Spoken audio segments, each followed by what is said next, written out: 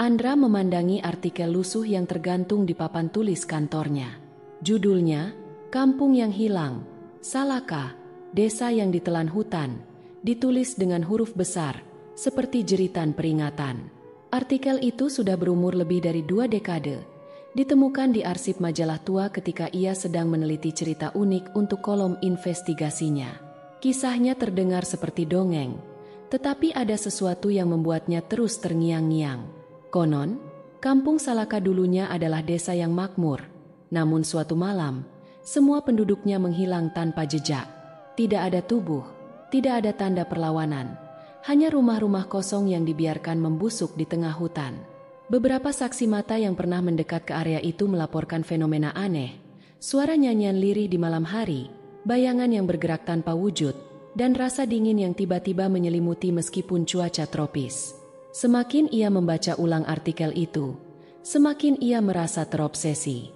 Hingga pada suatu hari, sebuah informasi baru menghampirinya. Sebuah buku harian milik salah satu penduduk terakhir Kampung Salaka ditemukan oleh seorang pemburu di pinggir sungai dekat area hutan terlarang. Buku itu sekarang berada di tangan seorang kolektor tua bernama Pak Tarman, yang tinggal tidak jauh dari kota. Andra segera menemui Pak Tarman. Di ruang tamu yang penuh debu dan bau kapur barus, ia akhirnya melihat buku itu.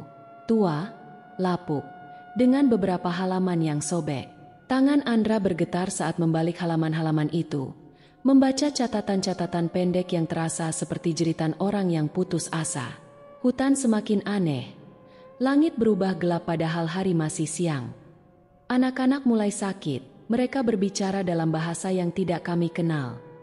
Kami melakukan ritual seperti biasa, tetapi sesuatu terasa salah, sangat salah. Namun, di halaman terakhir, tulisan itu berubah menjadi coretan tajam, hampir seperti goresan kuku. Kalimat terakhir membuat tubuh Andra meremang.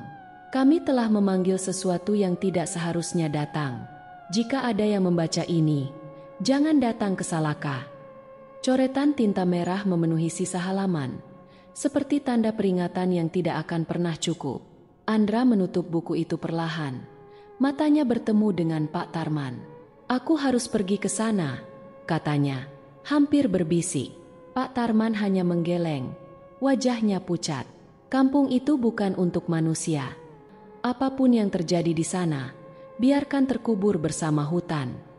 Namun, bagi Andra, rasa ingin tahunya terlalu besar untuk diabaikan. Sesuatu di dalam dirinya ingin melihat, ingin tahu, dan tanpa ia sadari, langkahnya telah membawa dia menuju bahaya yang tidak pernah ia bayangkan. Andra tiba di desa terakhir sebelum memasuki hutan yang disebut hutan larangan. Desa itu bernama Lembah Kayu. Penduduknya terlihat ramah pada awalnya, tetapi wajah mereka berubah serius begitu Andra menyebut tujuan perjalanannya. Mereka memperingatkannya tentang kutukan yang menyelimuti Kampung Salaka. Seorang pria tua di warung kopi bahkan sempat berkata, tidak ada yang kembali utuh dari hutan itu. Jika mereka kembali, mereka bukan lagi manusia. Andra mengabaikannya. Dengan bekal yang cukup dan semangat yang tinggi, dia menyewa 2 pemandu lokal. Pak Jaya, pria tua berpengalaman yang memahami hutan seperti punggung tangannya, dan Rano, seorang pemuda pemberani yang terkenal karena ketangkasannya. Mereka memulai perjalanan di pagi hari. Pohon-pohon besar menjulang. Akar-akarnya melintang seperti jebakan yang siap mencengkeram siapapun yang ceroboh. Udara di dalam hutan terasa lembab dan berat. Seolah-olah ada sesuatu yang melingkupi mereka. Di awal perjalanan, mereka masih bisa mendengar suara burung dan gemericik air sungai. Tetapi semakin dalam mereka masuk, suasana menjadi hening. Hutan ini seperti menyerap suara, gumam Andra, merasa aneh dengan keheningan yang mencekam. Pak Jaya berjalan di depan, tampak lebih waspada dari biasanya. Ini bukan hutan biasa, Mas Andra. Di sini, kita tamu yang tidak diundang. Ingat, jangan ambil apapun, jangan bicara terlalu keras, dan jika ada yang memanggil nama Anda, abaikan. Peringatan itu membuat Rano tersenyum kecil. Ah, Pak Jaya selalu dramatis. Ini cuma hutan, Mas. Asal kita hati-hati, semuanya akan baik-baik saja. Namun, Andra bisa merasakan ketegangan di udara. Langkah mereka semakin berat seiring jalan yang mereka lalui menjadi lebih gelap, tertutup oleh dedaunan yang rapat. Angin dingin sesekali berhembus, membawa aroma tanah basah bercampur sesuatu yang asing, seperti bau kayu terbakar yang sudah lama mati. Menjelang senja, mereka memutuskan untuk berhenti dan mendirikan tenda. Pak Jaya menyalakan dupa di sekitar tenda, sebuah tradisi lokal yang katanya untuk melindungi mereka dari roh-roh hutan. Rano, meskipun tanpa tidak percaya, membiarkan Pak Jaya melakukan ritual itu tanpa protes. Malam mulai turun, dan kegelapan terasa lebih pekat daripada yang biasa Andra rasakan di kota.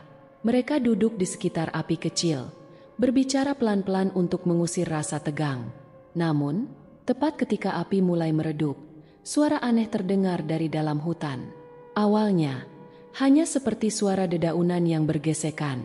Tapi perlahan, suara itu berubah menjadi sesuatu yang lebih jelas. Nyanyian lirih. Andra menajamkan telinga.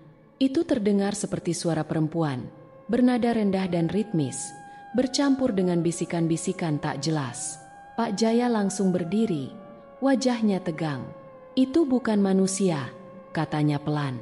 Rano, yang tampaknya mencoba menyangkal rasa takutnya, bergumam, "Mungkin cuma angin, Pak, atau binatang malam." Tapi sebelum dia selesai bicara, nyanyian itu berhenti. Keheningan kembali, tetapi kali ini terasa lebih menyeramkan. Andra mendapati dirinya menatap ke dalam kegelapan, mencoba mencari tahu dari mana asal suara itu. Dan di antara pepohonan, ia melihat sesuatu. Bayangan samar yang berdiri diam, terlalu tinggi untuk ukuran manusia biasa. Bayangan itu tiba-tiba bergerak cepat ke arah tenda mereka, menghilang dalam kegelapan. Namun, sebelum benar-benar lenyap, Andra mendengar sesuatu yang membuat darahnya membeku. Suara itu memanggil namanya, lirih namun jelas. Andra menghabiskan malam hampir tanpa tidur, matanya terus tertuju ke arah luar tenda, berharap menemukan jawaban atas bayangan yang ia lihat tadi malam. Namun, tidak ada apapun di luar selain gelap dan kabut yang tebal.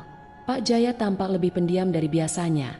Sementara Rano, meskipun masih mencoba bersikap santai, jelas terlihat gelisah. "Semakin cepat kita sampai di kampung, semakin cepat kita bisa pergi dari tempat ini," kata Pak Jaya dengan suara rendah. Mereka melanjutkan perjalanan dengan hati-hati, menyusuri jalan setapak yang hampir tertutup dedaunan kering. Udara terasa semakin berat, seperti ada sesuatu yang tak terlihat menekan dada mereka.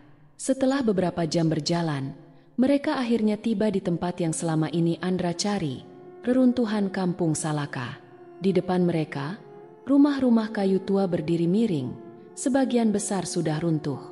Lumut dan tanaman merambat menutupi dinding-dindingnya, seolah-olah Allah mencoba menelan kampung itu sepenuhnya. Tidak ada suara burung atau serangga, hanya ada suara napas mereka sendiri yang terdengar. Di tengah kampung, berdiri sebuah tiang besar yang menjulang tinggi, terbuat dari kayu hitam yang terlihat masih kokoh. Tiang itu penuh ukiran simbol-simbol aneh yang tampak asing bagi Andra. Pak Jaya langsung menghentikan langkah Andra yang hampir mendekati tiang itu. "Jangan mendekat. Tiang itu pusat dari semua ini," bisik Pak Jaya dengan wajah tegang. "Tapi apa ini?" tanya Andra. Suaranya dipenuhi rasa ingin tahu. Dulu, ini adalah tempat mereka melakukan pemujaan. Tiang ini adalah lambang penghormatan untuk sang penjaga, roh yang mereka percayai sebagai pelindung kampung. Tapi ketika mereka mulai memanfaatkan kekuatannya untuk hal-hal yang melampaui batas, segalanya berubah. Jawab Pak Jaya. Suaranya bergetar. Sementara itu, Rano melangkah pelan ke salah satu rumah yang masih berdiri. "Aku cuma mau lihat sebentar," katanya, mencoba menghilangkan ketegangan. Saat dia membuka pintu rumah itu, angin dingin tiba-tiba bertiup dari dalam, membuatnya mundur. "Pak, ini seperti ada seseorang yang baru saja lewat," katanya. Matanya melirik ke dalam ruangan gelap. Andra mulai memotret reruntuhan kampung. Tangannya gemetar meskipun ia berusaha tetap tenang. Setiap kali ia memeriksa hasil fotonya, ada sesuatu yang tidak wajar, seperti ada bayangan gelap di sudut-sudut gambar, meskipun tidak ada apapun di sana saat dia memotret. Saat dia mendekati tiang besar itu, Andra mendengar sesuatu yang membuatnya berhenti. sebuah suara kecil, nyaris seperti bisikan, memanggil namanya. Dia menoleh ke arah suara itu, tetapi tidak ada siapapun di sana. "Pak Jaya, apa Anda memanggil saya?" tanya Andra, mencoba menyembunyikan kegelisahannya. Pak Jaya menatapnya dengan tajam. "Jangan dengarkan apapun yang kau dengar di sini. Itu bukan aku, dan itu bukan suara manusia." Di salah satu rumah yang mereka lewati, Andra melihat sebuah bayangan bergerak cepat di balik jendela. Tapi saat dia mendekati rumah itu, dia menemukan pintunya tertutup rapat, meskipun Rano bersikeras bahwa pintu itu tadi terbuka. Dari dalam rumah, terdengar suara langkah berat mendekat ke arah pintu. Langkah berat dari dalam rumah membuat Andra terpaku di tempat. Pak Jaya dengan cepat menariknya menjauh dari pintu, mengisyaratkan agar mereka tidak membuat suara. Rano, yang tampak bingung, berbisik, "Apa itu binatang besar? Atau sesuatu yang lain?" Pak Jaya hanya menatap tajam ke rumah itu. "Bukan binatang, dan kita tidak ingin tahu apa itu." Ketiganya mundur perlahan, menjauh dari rumah itu menuju ke tengah kampung, di mana tiang besar berdiri dengan angkuh di bawah langit yang mendung. Pak Jaya tampak ragu-ragu sebelum akhirnya duduk di atas batu besar. "Mas Andra," katanya pelan, "Anda perlu tahu apa yang terjadi di tempat ini sebelum kita melangkah lebih jauh." Andra duduk bersila di depannya, sementara Rano, meskipun tampak gelisah, ikut duduk di dekat mereka. Pak Jaya memulai cerita dengan suara bergetar, seolah ia sendiri takut mengingatnya. Kampung ini dulu tempat yang makmur. Tanahnya subur, panennya melimpah, dan hutan ini menyediakan segalanya untuk penduduknya. Tapi mereka punya kepercayaan yang kuat kepada apa yang disebut Sang Penjaga. Roh ini dipercaya sebagai pelindung hutan sekaligus pemberi berkah untuk mereka. Pak Jaya menghela napas dalam, menatap tiang besar di depan mereka dengan pandangan kosong. Penduduk kampung Salaka biasa melakukan ritual setiap bulan. Mereka mempersembahkan hasil panen, binatang, bahkan darah. Semuanya demi menjaga Sang Penjaga tetap tenang dan memberi mereka keberuntungan. Tapi lama-kelamaan, mereka menjadi serakah. Mereka ingin lebih. Rano tampak bingung. "Lebih bagaimana, Pak? Panen tak lagi cukup. Mereka mulai mempersembahkan manusia sebagai tumbal," jawab Pak Jaya dengan nada berat. "Awalnya, hanya orang asing yang tersesat di hutan ini. Tapi ketika hasil tidak lagi sesuai keinginan mereka, mereka mulai menumbalkan penduduk sendiri, anak-anak, wanita, bahkan keluarga mereka sendiri. Semua demi kekuasaan Sang Penjaga." Suasana menjadi semakin mencekam. Andra merasa udara di sekitarnya semakin berat, seolah-olah cerita ini memanggil sesuatu yang lebih besar. Tapi yang mereka tidak pahami, lanjut Pak Jaya, adalah bahwa roh tidak bisa sepenuhnya dimiliki. Ketika mereka melampaui batas, Sang Penjaga murka. Dalam satu malam, seluruh kampung ini lenyap. Tidak ada yang tahu apa yang sebenarnya terjadi. Sebagian bilang mereka diambil oleh Sang Penjaga, sebagian lagi bilang kampung ini terkutuk, dikunci dalam dimensi lain. Andra mengangguk pelan, mencoba mencerna cerita itu. Tapi ada satu pertanyaan yang mengganggunya. Kalau semua orang lenyap, bagaimana orang-orang di luar kampung tahu tentang kutukan ini? Pak Jaya menatapnya dengan mata tajam. "Karena aku mendengar langsung dari salah satu penduduk yang berhasil keluar. Tapi dia tidak selamat lama setelah itu. Dia tewas tidak wajar. Tubuhnya seperti habis diseret oleh sesuatu.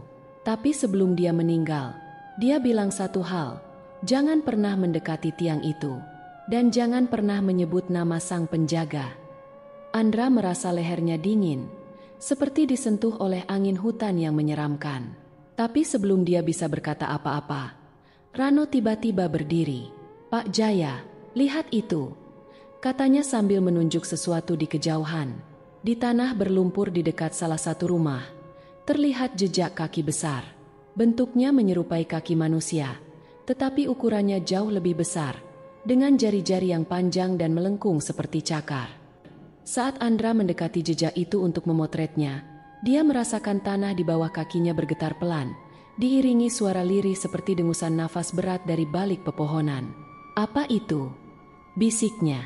Namun, tidak ada yang menjawab. Pak Jaya justru terlihat semakin pucat, seolah-olah dia tahu apa yang sedang mendekat.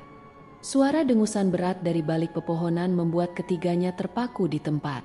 Andra mengarahkan senter ke arah suara itu, tapi hanya kegelapan yang menyambut. Hutan, yang sebelumnya terasa sunyi, kini dipenuhi keheningan yang mencekik.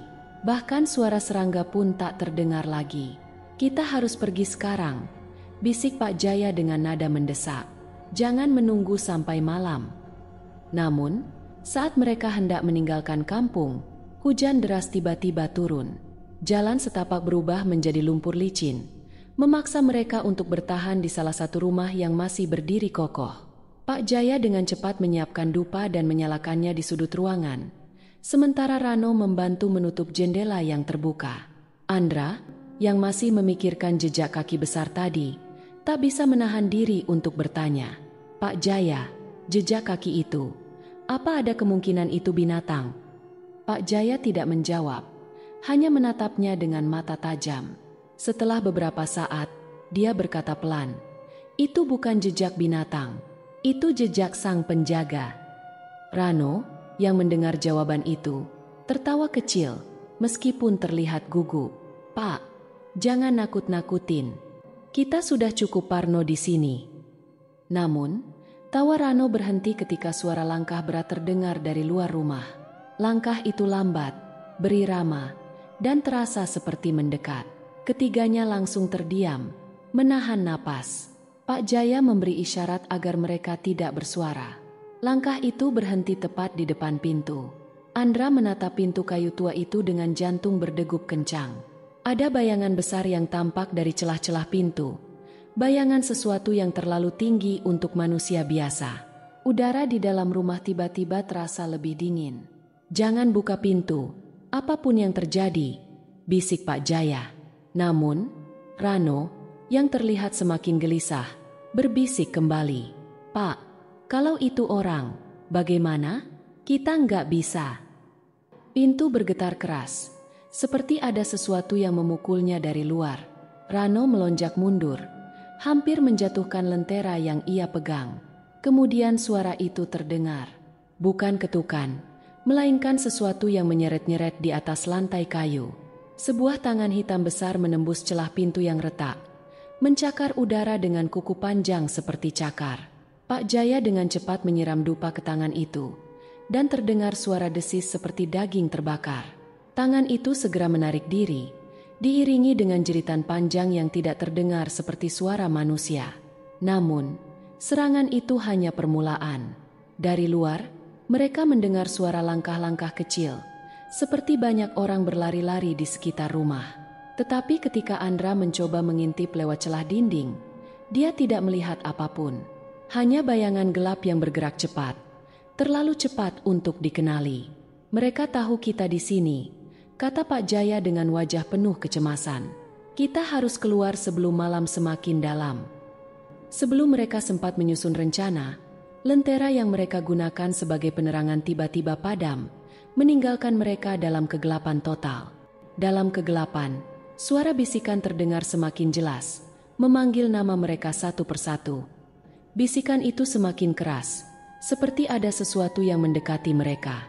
Kemudian, Andra merasakan sesuatu menyentuh bahunya, dingin dan basah. Andra membeku saat merasakan sesuatu yang dingin menyentuh bahunya. Ketika dia menoleh, tidak ada siapapun di sana. Hanya kegelapan yang melingkupi ruangan. Bisikan-bisikan yang memanggil nama mereka semakin keras. Kini diselingi dengan tawa kecil yang menggema dari setiap sudut rumah. "Lari!" teriak Pak Jaya tiba-tiba, menyalakan obor darurat yang menyala redup. Mereka bertiga langsung berhamburan keluar rumah, menembus hujan yang masih mengguyur deras. Udara terasa semakin dingin, dan tanah berubah menjadi lumpur yang sulit dilalui. Andra berlari sekuat tenaga, mencoba mengikuti Pak Jaya yang terus menerobos ke dalam hutan. Namun, suara langkah yang lain terdengar di belakang mereka. Langkah berat dan cepat, seolah-olah sesuatu yang besar sedang mengejar. "Andra, jangan berhenti!" teriak Pak Jaya. Tapi suara langkah itu semakin mendekat, diikuti oleh suara berat seperti dengusan hewan buas. Ketika Andra menoleh, dia melihat bayangan besar bergerak di antara pepohonan. Sosok itu terlalu tinggi untuk manusia, dan matanya bersinar merah di kegelapan. "Mana Rano?" teriak Andra, menyadari bahwa rekannya tidak lagi di dekat mereka. Pak Jaya berhenti sejenak, menoleh ke belakang dengan wajah panik.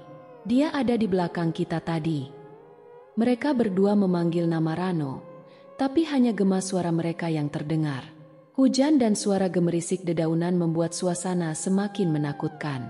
Akhirnya, dari kejauhan, mereka mendengar suara Rano memanggil. Tanpa berpikir panjang, Andra mulai berlari ke arah suara itu. Pak Jaya mencoba menahannya, tapi Andra terlalu cepat. Dia menemukan sebuah pohon besar yang seolah-olah menyembunyikan sesuatu di balik rimbunnya dedaunan. Di sana, suara Rano terdengar semakin jelas. Namun, saat Andra tiba, dia tidak menemukan apa-apa. Tidak ada Rano, hanya tanah basah yang penuh dengan jejak kaki. Bukan jejak manusia, tapi jejak besar dengan cakar panjang. Andra mulai merasa ada yang tidak beres. "Andra, itu bukan dia!" teriak Pak Jaya, yang akhirnya menyusul. "Mereka bisa meniru suara manusia untuk memancing kita." Tiba-tiba, suara Rano terdengar lagi. Kali ini dari arah yang berbeda, lebih jauh ke dalam hutan. "Mas Andra, tolong!" Pak Jaya menarik lengan Andra. "Kita harus pergi sekarang. Kalau tidak, kita juga akan hilang." Andra ingin melawan, tapi kemudian dia melihat sesuatu yang membuat tubuhnya lemas. Dari kegelapan, dia melihat sosok Rano berdiri diam, tapi tubuhnya tidak bergerak seperti manusia. Wajahnya kosong, matanya tidak memancarkan kehidupan, dan tubuhnya tampak seperti membusuk. "Andra." Rano itu berbicara dengan suara yang aneh, suara yang bergema seperti dua orang berbicara sekaligus. "Kenapa kamu meninggalkanku?" Pak Jaya menarik Andra sekuat tenaga, memaksanya untuk berlari menjauh. Andra tidak bisa berkata-kata. Otaknya masih mencoba memahami apa yang baru saja dia lihat. Setelah beberapa saat, mereka menemukan jalan setapak yang seharusnya membawa mereka keluar dari kampung.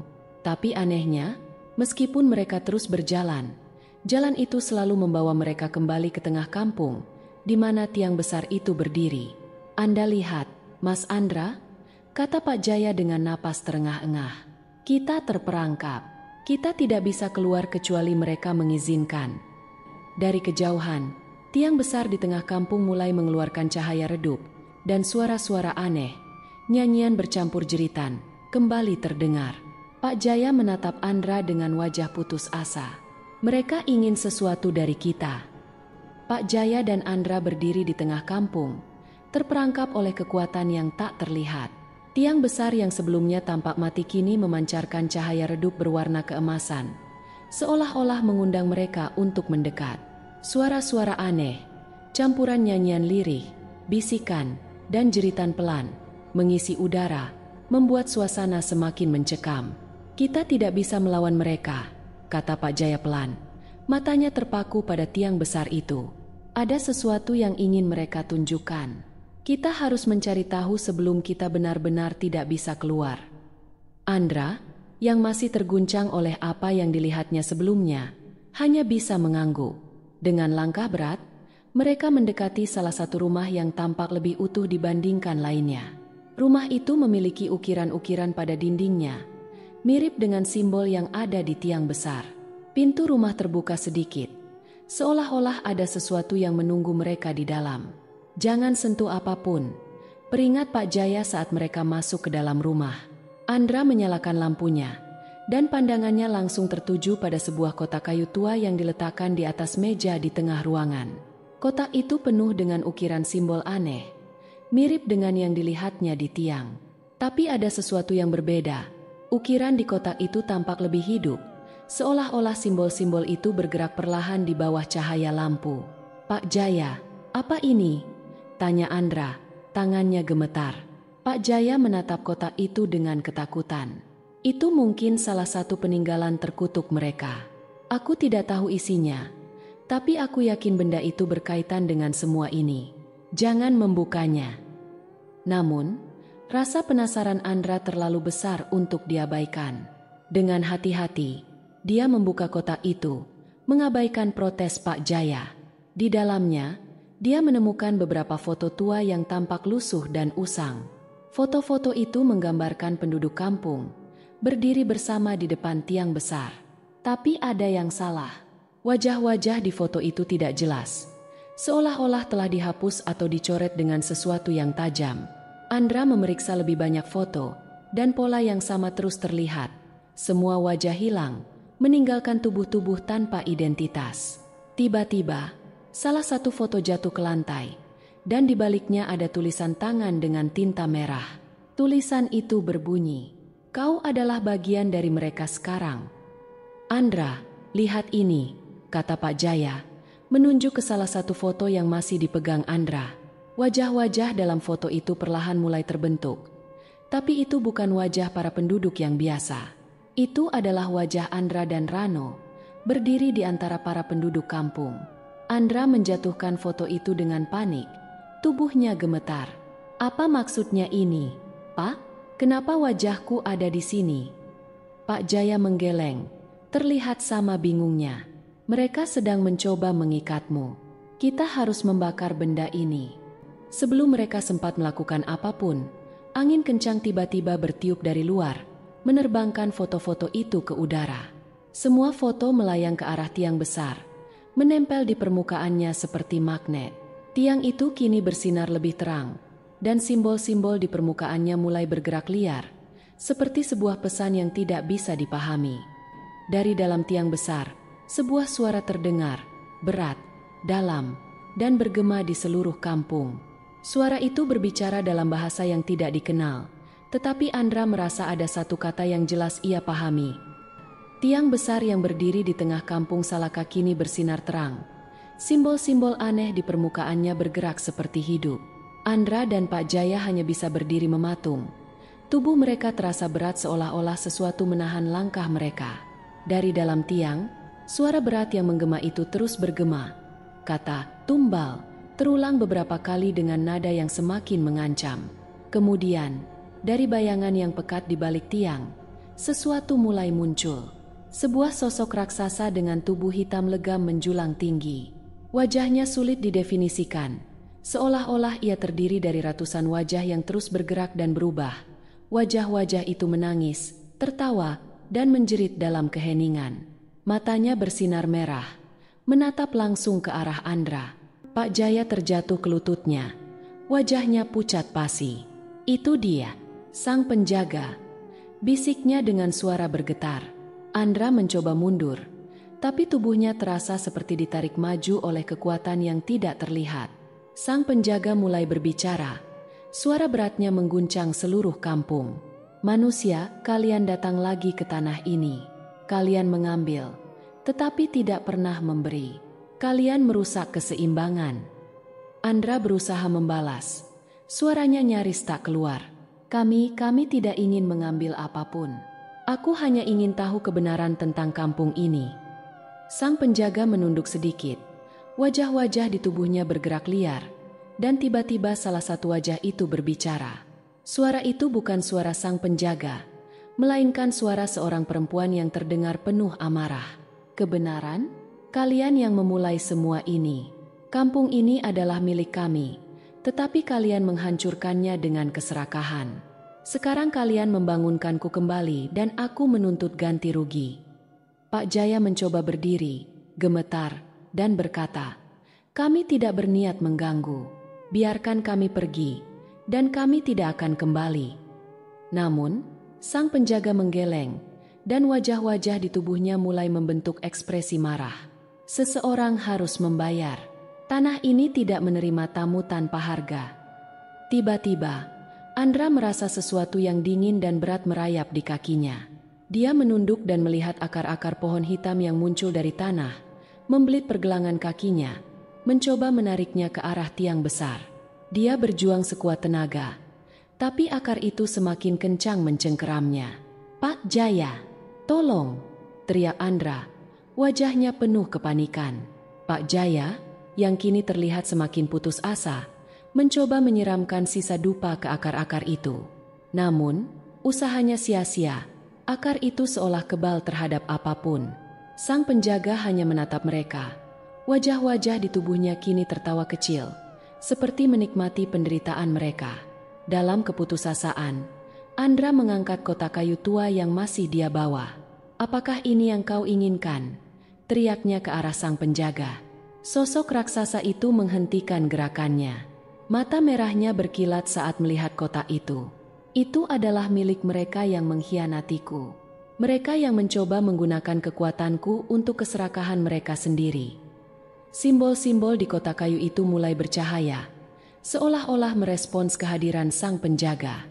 Wajah-wajah di tubuh sang penjaga mulai bergerak lebih cepat. Jeritan mereka kini terdengar jelas di udara, membuat telinga Andra sakit. "Kembalikan kotak itu kepadaku, dan aku akan memberikan pilihan. Satu di antara kalian akan menjadi tumbal, yang lain boleh pergi." Andra menatap Pak Jaya dengan panik. Di wajah Pak Jaya, Andra melihat keteguhan yang membuat jantungnya tenggelam. Pak Jaya menatap sang penjaga dan berkata dengan suara berat, "Kalau itu satu-satunya jalan, aku yang akan menebus dosa kami." Andra membelalak mendengar keputusan Pak Jaya. "Kita pasti bisa menemukan cara lain. Ini bukan solusi," serunya, mencoba menahan lengan Pak Jaya. Namun, pria tua itu menatap Andra dengan mata yang penuh kelelahan sekaligus keyakinan.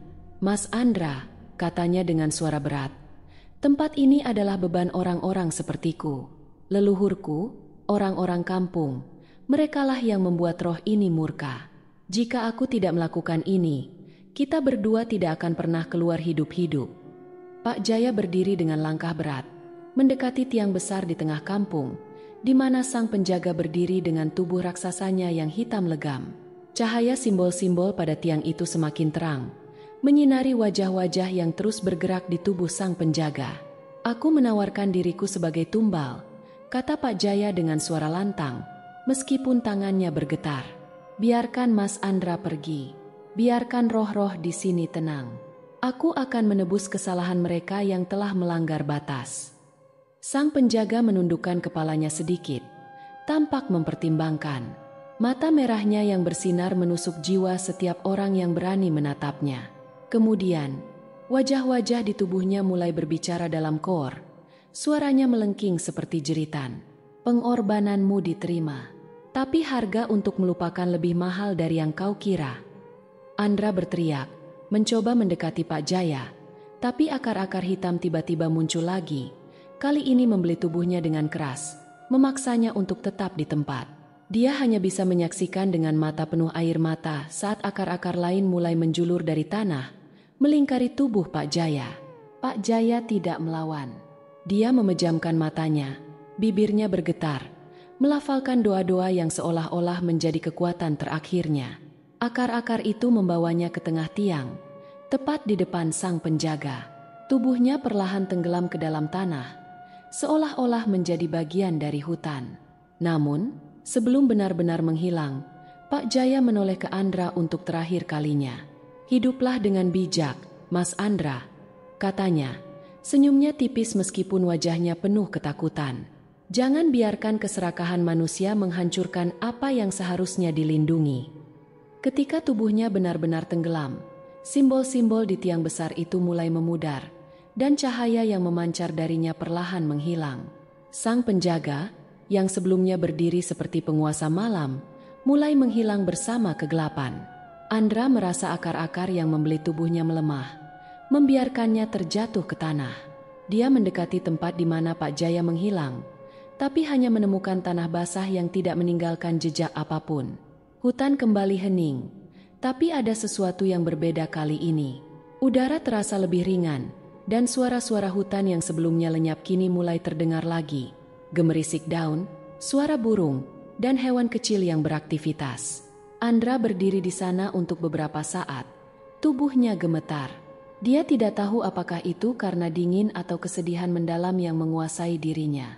Tapi dia tahu satu hal, dia harus segera meninggalkan tempat ini. Ketika Andra mulai berjalan keluar dari kampung, dia melihat sekilas bayangan Pak Jaya berdiri di antara pepohonan, tersenyum kepadanya. Namun, ketika dia berkedip, bayangan itu menghilang, meninggalkan Andra dengan perasaan campur aduk.